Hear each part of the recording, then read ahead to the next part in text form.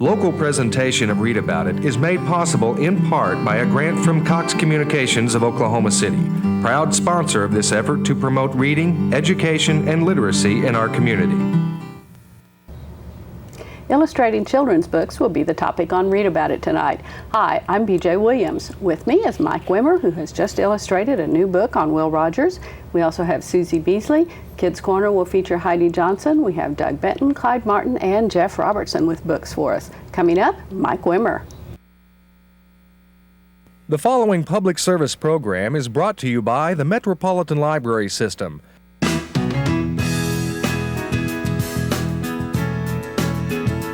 And now, Read About It, with your host, BJ Williams.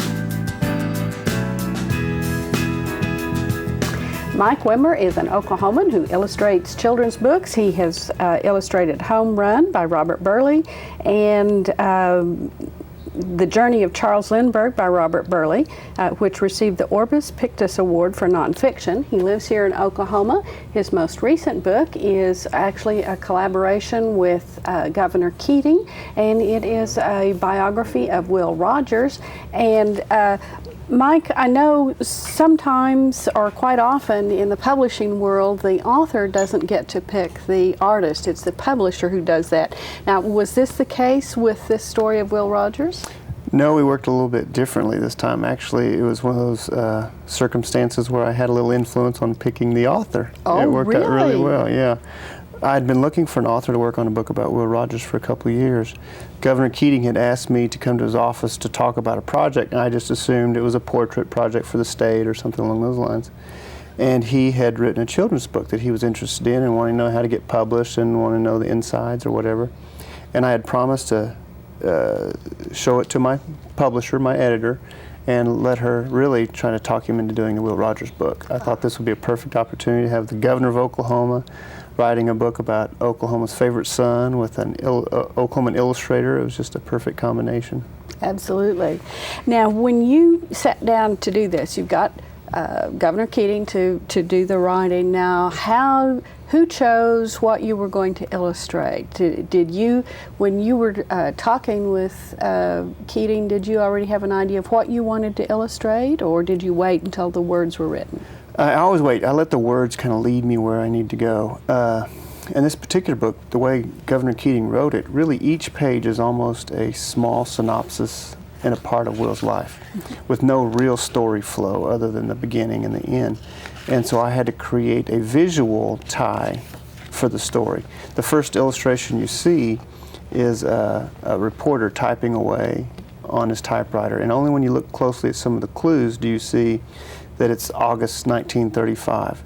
And then the very last page that we see in the book is the close-up of the newspaper, Nation Mourns Death of Favorite Son, showing Will's death. So we realize from the beginning to the end, with Will's life in the middle, that reporter was really writing about Will's death.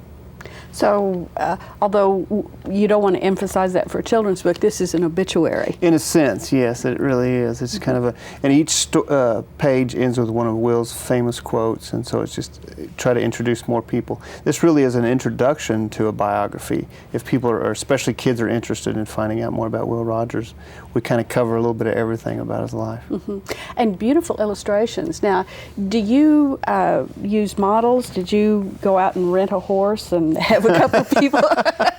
Well, I did, as a matter of fact. I did a lot of research at the Will Rogers birthplace and the museum. They were very helpful in coming up with all the research information, so I could really find out what Will's father looked like and what the ranch looked like and his horse, and then found appropriate models to pose for those particular characters.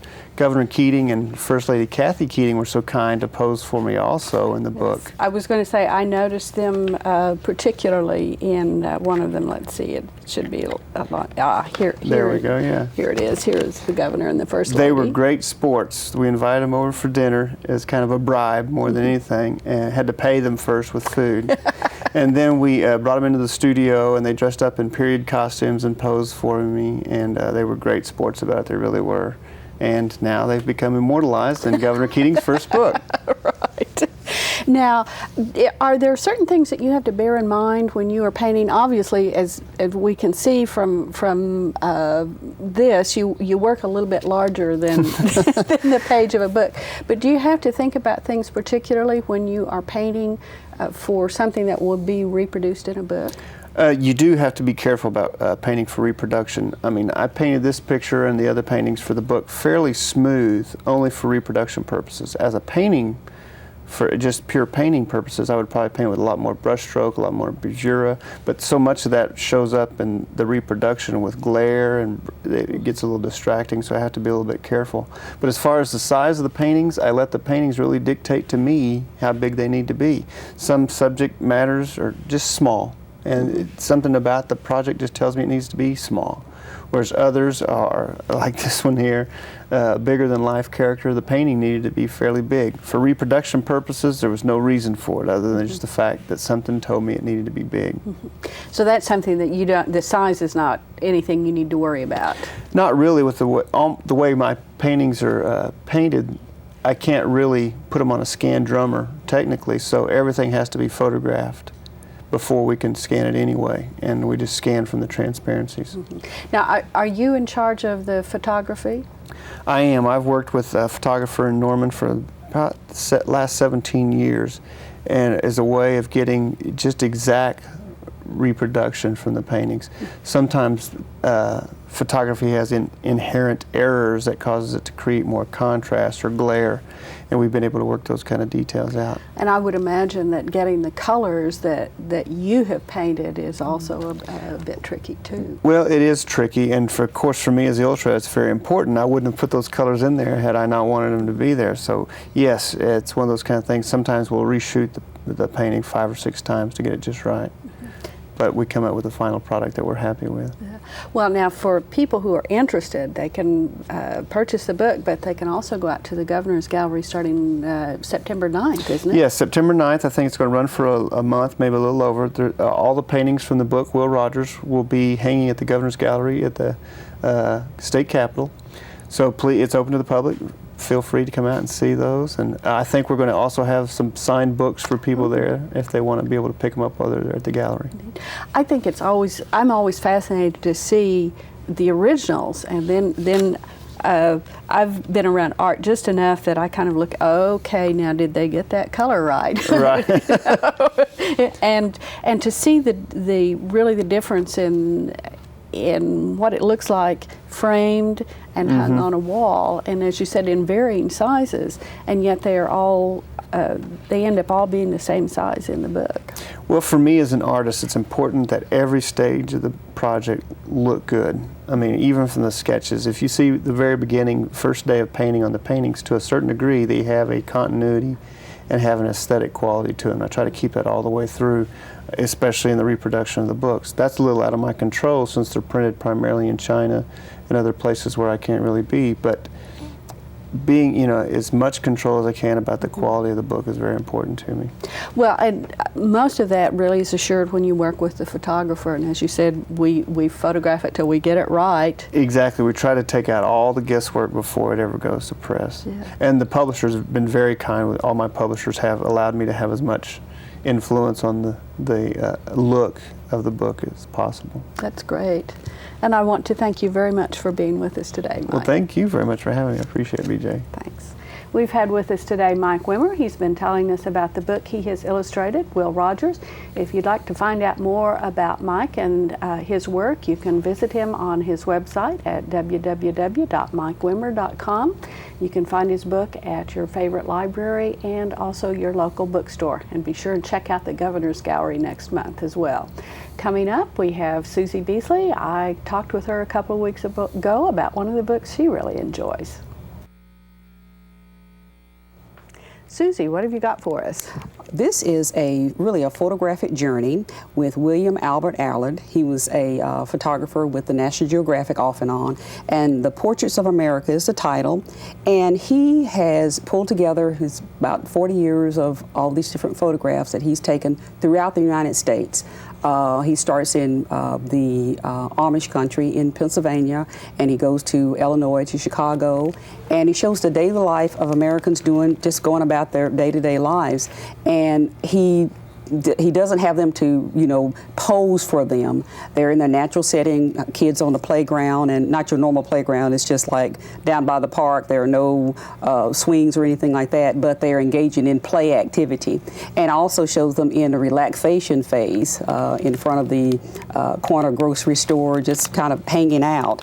And it really shows the natural setting of just day-to-day people in America, people going fishing, and showing that that even the kid that just has a tree limb and a hook and a line, he can go out here and fish and get the big ones just like the people that go to Bass Pro. Well, probably even better than some of those. Right, because they've got all these different things to help them to fish. One thing that Allard has done, he has kind of put, I guess you say, everyone in this particular book, meaning that people from different walks of life. He even has photographs of church activities, the kids going to Sunday school, rodeos, the American cowboy, and it's just the people in their natural settings. So it's really a series of candid photographs, perhaps a little bit like what we might take, only he's a better photographer. Correct. And he's been to more states than most of us. That's most right, because New Orleans and places in Mississippi, and not only that, he has some really good landscape shots in here of of American scenes, that places that we haven't been and other folk haven't been there either, or taken any photographs. So you think this is something that anybody can enjoy? I think so. I think that in this day and time, I think that we need to reflect on the fact that we are a nation of diversity. There are people from all walks of life, and we may not encounter them in our day-to-day lives, but we can if we pick up this book, Portraits of America by Allard. Okay, and I want to thank you very much, Susie, for being with us. And remember, you can find Portraits of America at your library and your favorite bookstore. We are more than 300 strong. We are diverse from all walks of life. We are musicians. We are teachers. We are computer experts and business leaders, each with the same goal: to meet the information needs of the people of Oklahoma County. We are the librarians of the Metropolitan Library System.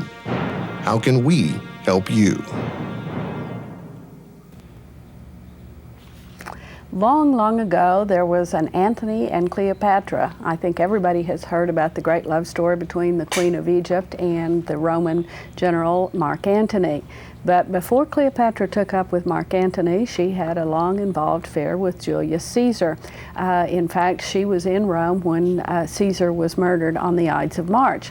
She had brought with her a very young boy that was her son, her first child, and she claimed that he was fathered by Julius Caesar. Caesar did not deny it. He didn't go around talking about it either, but he certainly continued to act toward Cleopatra as though he were very much in love, which would lead anybody to believe that this young man was Cleopatra's son. He was named Caesarion. Cleopatra had him also crowned as Pharaoh of Egypt. Of course, she was the actual ruler because the young man was only 18 when Antony and Cleopatra died. Julius Caesar's great nephew and adopted son had sort of taken over where Caesar left off, and he had confronted Antony and Cleopatra in a major battle. Antony killed himself, and so did Cleopatra. Caesarion, who is the young man, was probably also murdered by Octavian, who really didn't want any competition from a blood relative. But Gillian Bradshaw, who is a very accomplished historical novelist, has taken up the what if sort of banner and looked into what would have happened had Caesarion not actually been killed. What if the assassination failed?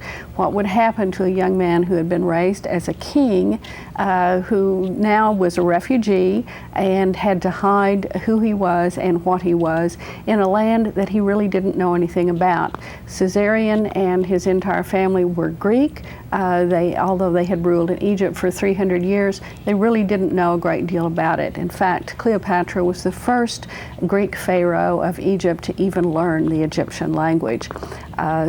Gillian Bradshaw has also given Caesarion epilepsy, which was considered, it was called the sacred disease, but it was something that close to being leprosy, and people tended to avoid you and look down on you. They thought perhaps it was contagious.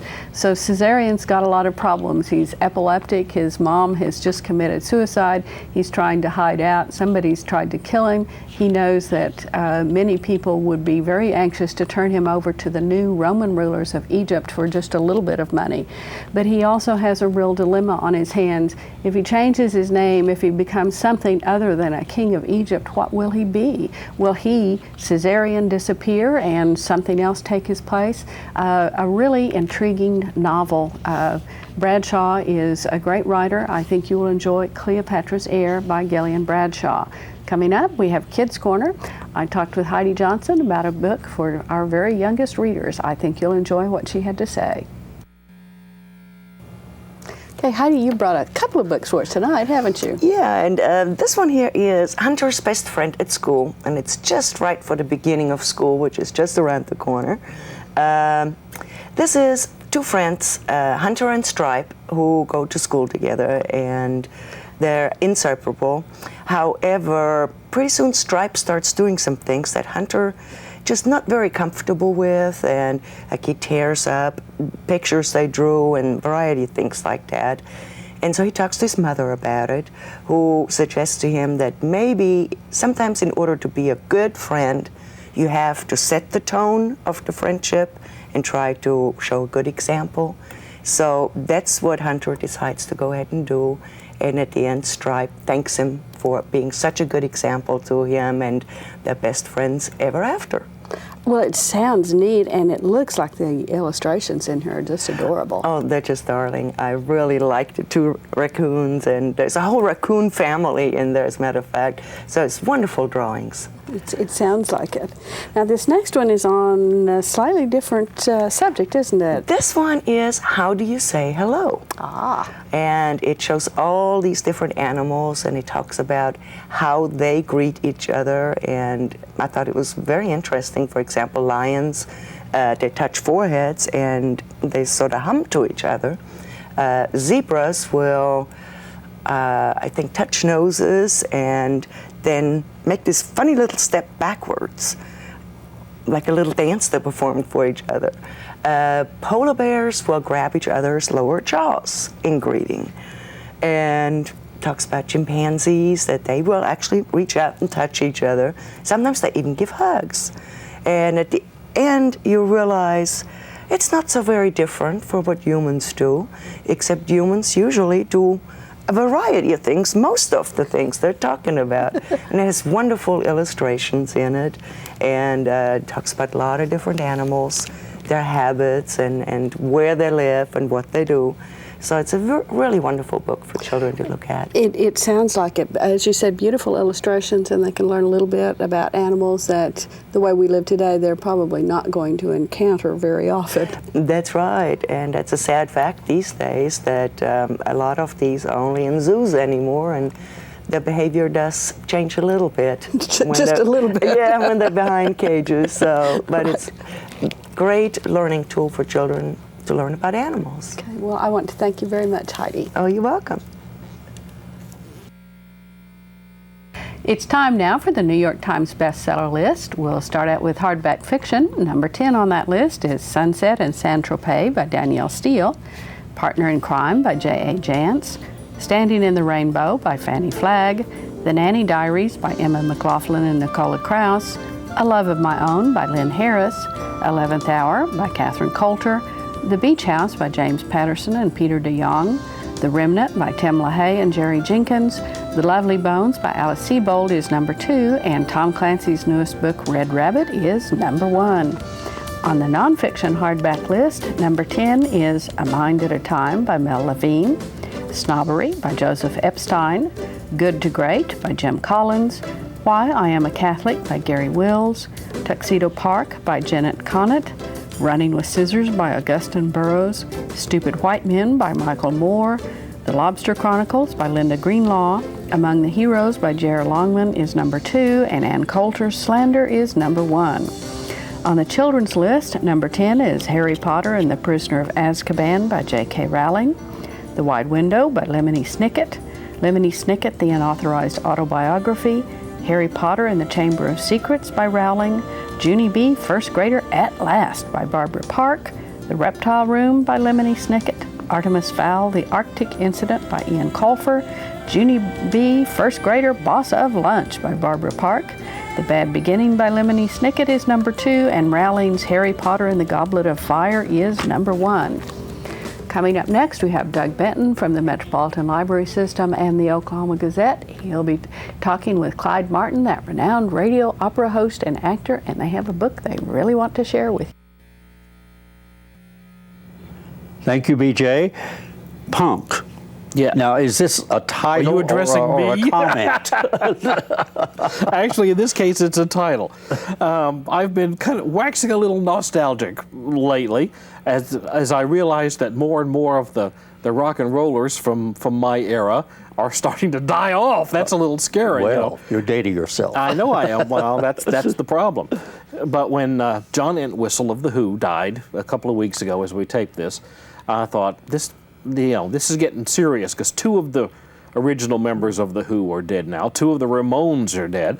Now, the Ramones really relate more to the punk movement than The Who did, although The Who is considered a forerunner of punk. Well, speaking of who is this on the cover? Who is that? Oh, that is Sid Vicious. Oh. Of the Sex Pistols. I've heard of him. Well, he's actually had a movie made about him, Sid and Nancy, about his relationship with his girlfriend. He died at the height of his popularity. I mean, he was wasn't a natural death, let us say, when Sid died. Yeah, I love that picture on the cover, because you see the accoutrement of punk with the hair and the lock that he's wearing as jewelry, but you can't help feeling that it's posed at the same time, with that snarl. That part of the movement was sincere, and part of the movement was just flash. In fact, I've read that the design, the look of the punker came from the London School of Art, that it was actually designed. You look at American punkers like the Ramones, for instance, and they're just wearing black T-shirts, black leather jackets, jeans with the knees out. I mean, they look like people that you would see walking up and down the street. Yeah, especially in Queens and New York, which is where the Ramones were from.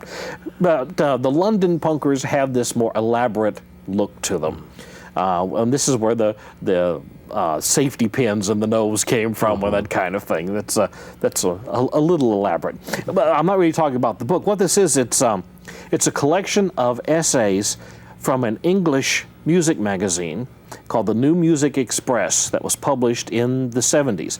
And so this is a collection of essays from the actual era of the punks, the late 70s, 1975 through 79. So you get a history and an overview of the music and the performers as written at the time that they were most popular. So this is not a retrospective look at punk music or the punk scene, but it is a contemporary look from the era. And there's some really interesting things in here. One of the points, it's a collection, several writers. One of the points one of them makes is, and I'm not sure that I totally agree with this, he says that every generation should create and consume its own music.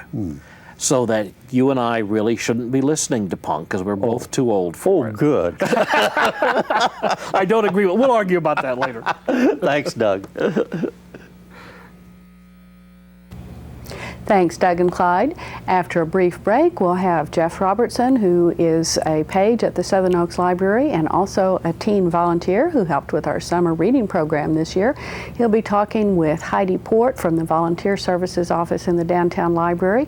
Jeff wants to tell you about a book that he really enjoyed. If you spend 15 minutes a day reading to a child, you're doing more than reading. You're building a bond that lasts a lifetime. Hi, I'm Penny McCaleb, Chairman of your Metropolitan Library Commission, and I urge you to read to your children. Not only will they learn to love reading, they will also become better students. Our children's librarians will be happy to help you select just the right book. The next time your child hands you a book, take the time to read. You'll both be glad you did. So Jeffrey, tell me a little bit about this book. Why did you read it?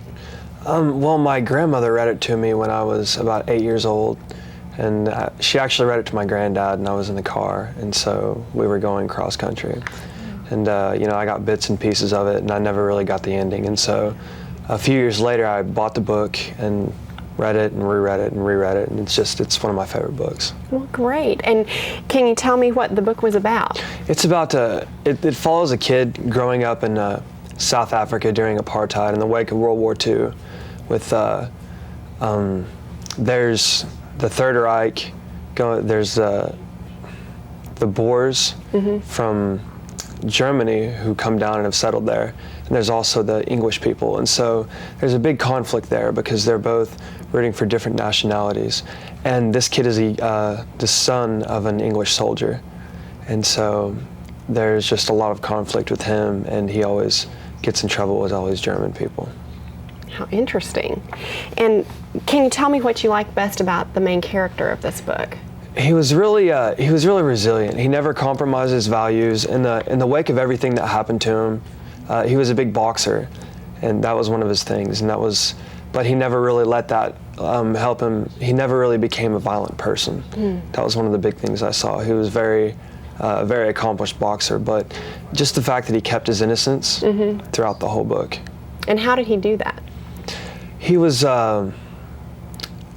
He always asked for advice. He had many older people that helped him. He searched out wisdom and searched out mentors.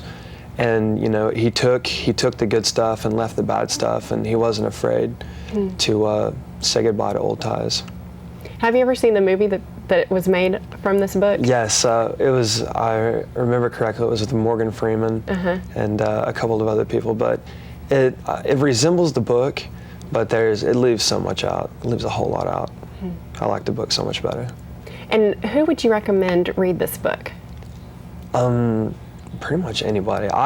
It helped me, the main character, when I was younger, I tried to model myself after him as far as values and just keeping on going and stuff like that. So you feel like he's a good role model for young people? Definitely. Great. And what kind of books, do you have any other books that you would say are in the same category of this book? Probably Catcher in the Rye, as far as about a young boy growing up, or maybe there's another one about World War II times. A kid goes into Mexico and grows up, but I forgot the name of that book. Okay. Red Sky at Morning or something like that. Good. Well, do you know when this book was written? Do you have any idea of what time period? I believe it was written sometime in the 80s, but I'm not totally sure about that. Well, Jeffrey, thank you so much for coming to share this book with us. We really appreciate it, and I'm looking forward to reading the book. I've seen the movie, but I think now I'll have to go back and read the book and see what the rest of the story is about. So thank you so very much. Thank you very much. Thanks, Jeff and Heidi. Remember, you can check out everything you need to know about the Metropolitan Library System on our website at www.metrolibrary.org. You can find out where the libraries are, when they're open, find out everything that you can check out at the library. You can also access some of the databases, check into what programs are available, and even see what's going to be on Read About It next week. Be sure and check us out at the library and come down for all your information needs. Thanks for being with us. We'll see you again next time.